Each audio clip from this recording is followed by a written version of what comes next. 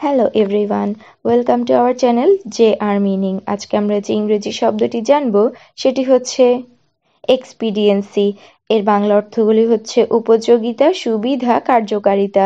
নিচের দুইটি উদাহরণ দেওয়া হলো। প্রথম উদাহরণটি হচ্ছে The decision was made out of expediency not principle. আমি আবারও বলছি, The decision was made out of expediency not principle. এর বাংলা অর্থটি হচ্ছে সিদ্ধান্তটি নীতি নয় সুবিধার জন্য নেওয়া হয়েছিল। দ্বিতীয় উদাহরণটি হচ্ছে Political expediency often dictates government actions.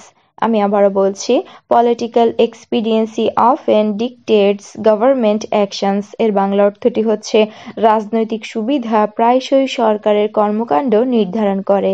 ধন্যবাদ।